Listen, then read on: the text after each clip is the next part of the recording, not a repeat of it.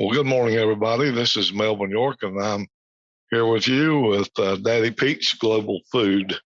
And we've been talking about some of the ways that our food's being handled, our food supply, how it's being handled, maybe not handled well enough, maybe handled too well, and maybe we're putting the blame on the wrong people on handling some of the food. We went over and give you two excellent websites, and you can join for emails, which would be the USDA, and that is the United States Department of Agriculture. You can go on there, and there's worlds and worlds of information on shortages, recalls, and different things of that nature. Now, also, they handle about 20% of our food supply. And when I say handle, I mean by overseeing, making sure it's safe and we have security. Then the other agency would be the FDA, and they handle about 80% of our food security. Again, you need to go on their website, join that. You can join the emails and find out the food shortages and the drug shortages or recalls. And this is a daily thing in the United States. You would be surprised what's being recalled and what we're shortage of. And again, the USDA, the FDA for sure will give you the shortages on the different drugs that's out. And that's the one that's a little bit scary too. Now, what we want to talk about, have I been doing this research? What I found out that when we're talking about food shortage, it always comes back to food security or the security of our food. And we have a lot of the big companies that's getting involved. They're throwing in their dime into it. A big one in this would be, and that handles drugs and food, is the Bayer Global Corporation. You can go on Bayer's site. You will not believe, if you look at all the companies that they own or represent, it's hard to believe. We started out talking about the shortages of food. Was there a shortage? You look on websites and our government agencies, and they say there's not a food shortage. But again, when we go and look under food security, we'll see that that's the number one thing that all of these agencies are really up in arms about. Now, just to give you a what if, let's do some what ifs today. And not to scare anybody, because that's not what this is about. Again, I'd like to say this at every podcast. We're not here to pick sides politically. We're just here to state the facts and get you as much truth out about our food, what state it's in, how healthy it is, how it's coming in, how it's going out. And then you make your own opinion to see where you're at and what you need to do about this food shortage, security. You pick your own terminology. Now, one thing that I was surprised of that I found, there are a lot that we can do. And I'm going to give you numbers and compare years on our next podcast, or either the one after that. But I'm going to let you know why we're doing things on producing food the way we're doing with certain different biotechniques and all. I'm going to give you bushels and things like that in the upcoming podcast. But right now, I was looking through, so what can we do as an individual to help this situation? Most of the time we're saying, well, it's big government. Well, it's already created. There's nothing I can do about it as one individual. But I think they are. I think that you will be surprised that there's a lot you can do. In the United States of America, the good old U.S. here, food waste is estimated between 30 and 40% of the food supply. Now, I know you didn't hear what I said, or right now you'd be dropping your mouth open going, wow. The United States food waste is estimated between 30 and 40% of the food supply. This figure is based on estimates from the USDA Economic Research Service of 31% food loss at the retail and consumer levels. Now, That's at the retail and the consumer levels. All right. That's not accounting for in the farm or getting it to the retail. This is once it gets at the retail and it gets to your household, there's 31% of food loss. Now, that's a lot. That is a lot.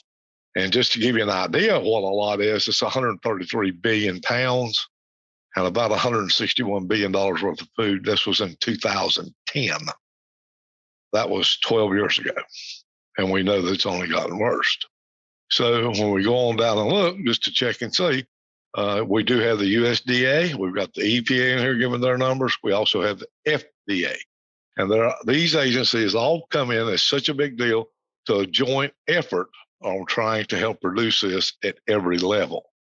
Now, just for your information, the 2019-2020 Federal Integrated Disease Strategy in April of 2019, these three agencies got together to highlight just this, the food waste. And this is just amazing that everybody's working on it. So it tells you what kind of a problem that we're in just there. But we do have all of our food agencies working with that. Their goal is, and they've set a goal, to reduce food waste at least by 50% by the year 2030. That's 8 years away from today. So they've started things like trying to make our businesses, our farmers, our retailers, and now the individuals aware. Wasted food, as we said, is a growing problem in our modern society. And in 2017 alone, almost 41 million tons of food were waste generated. Now, that was 2017. You can see how much it's grown since just 2010. With every single day, we're filling up our landfills. We're filling up those completely. We're either burning it to recover some of it, but nothing else is being diverted into energy out of this 41 million tons, but only about 6.3%. And that's making it to the composting and landfills and using it to burn for energy. So that just gives you an idea of what's going on. Now, some of the, I guess I would say, what some of our biggest concerns would be if we look at who maybe is the biggest stakeholder in here. We're trying to, number one, our goal is to reduce the volume of surplus food generated. Okay. And by that, we're talking about waste. How do we do that? We need to donate extra food to food banks, soup kitchens, and shelters instead of it going to the landfill, instead of it laying on the grocery store shelves, like especially fresh foods, getting to the point that it makes it to the landfill, or hopefully it would make it to a compost facility. But we can only see that with 6.3%. Now, feed the animals. There's actually, scraps that can be fed and turned into animal food, which again then turns back into a product that we can consume or eat. Industrial uses, waste oils, rendering, fuel conservation, food scraps for digestion to recover energy. Now, there's one particular landfill that's not far from me. They are catching the gases off of the landfill, running generators and powering a good part of their community just off of that. We know that composting is a great idea to do that, but here's the thing about it. There's two things that I know that we're using that. That's better for than filling the landfills up. It is better. It is better. It is better. But in composting, we have so much right now of forest waste, wood waste. We have other waste, and everybody's composting everything. But if we don't have that waste, we don't have to send it to a composting facility, which we're already Seems like we got compost facilities on every street corner now. I know that's great. I'm all for composting. That's what we do. But one of the hardest things to compost that I've ever seen would be your food waste. Now, and there's only certain things of that you can run through a compost effectively and resell or reuse. So that's one of the things we're doing. Another thing we're doing, and we're going to get into this too.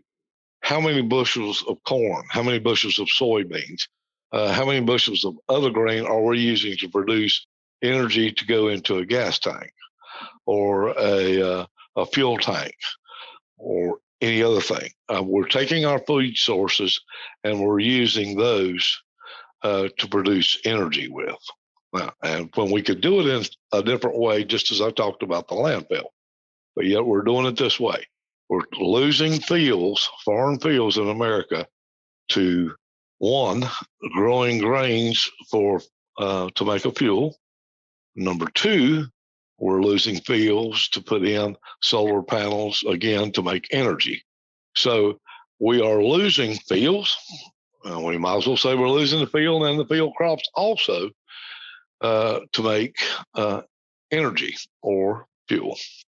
So these are the things that we need to look after. Not only do we need to cut on our food waste, we need to also consume on our energy uses, because we do have plenty of each if we handle it right.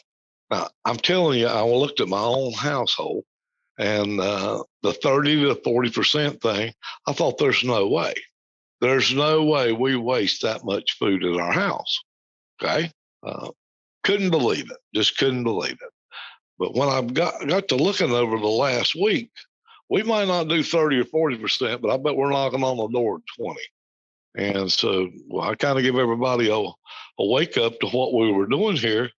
And people, we do it and we don't know we're doing it. So I guess my call today to each and every one of you is just to look around, see what you actually do throw into the garbage and how much of our food is wasted. It just totally blows me away. I know that now I was born in the early 50s, grew up rural North Carolina. We didn't have basically food waste.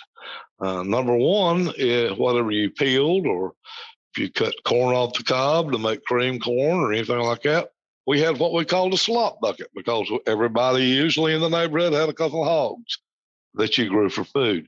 We took those food waste or scraps, put them in the bucket, fed the hogs with them along with their regular feed. My grandmother, my mother, if anything like leftovers, they would always put it together, and then many times they were a little corn left over, maybe a little green beans left over, something like that on the table. They mixed them together and you seen it at the next meal, but nothing was wasted. So maybe we need to go back to some of these ways of doing things. But I ask you to please look around and see just how much your family is contributing to that 30 to 35%, even up to 40 in some realms of food waste. Individually, if we all cut that, that means we have more. I was also thinking today, and this is a what if. What if we all did that, and how much more secure would our food system be? What if we had a trucker strike in the United States that lasts for 30 days? No trucks moving. What would we do then? Our grocery stores and our shelves won't handle 30 days without being empty. I'm real sure that it probably wouldn't handle 15, so there would be very, very few things left. So these are the things that we need to do when we're talking about food security. When you hear us talking about that we stockpile a little of this and we stockpile a little of that, we don't do it out of fear. Fear don't need to motivate anything, but reality does. The things that can, and we've seen here in the last few years with this pandemic, happen. So we're just trying to give you some helpful hints on how to stay healthy, how to be prepared. And these are things that could happen. We hope that don't happen. Well, in the next few, we're going to talk about some of the productions of food, what's going on, how much we've gained, and maybe what we've lost. I don't know. We'll do a little more of that. But we sure would love to hear from you on this, your comments. What I would like to do is challenge everybody today to go in, and today is August 1. I would like to hear from you by at least August 31, and go in and tell me honestly, look around how much food that your family wastes and how much you have done to change that. How much less waste have you done in these 30 days? I would like to make that a challenge to you, and I'd like for you to comment on that or let us know. You can do that by going to our website, daddypete's.com, and click on our podcast, and you can go there and leave your comments or any question that you have. We'd love to hear from you on that. Keep in mind, all this is coming from the USDA, the FDA, the EPA. These are all government numbers that's been collected. So you don't have to worry about that. That's where you go to. Again, you'll notice if you do go to these pages, it's on food shortages, sometimes on drug shortages, then recalls on both also. While you're on our page, the Daddy Pete's page, you can also sign up for our monthly email. We'd love to have you do that. And we send that out to you once a month, maybe help you with your gardening. Also listen to our podcast, Gardening with Daddy Pete. We do that several times a week also. And if you get a moment, just kind of go through and look around and at our different products. And again, we are a dairy, still working dairy. We are a compost facilities, and we do compost and make all these organic mixes for you, or natural mixes.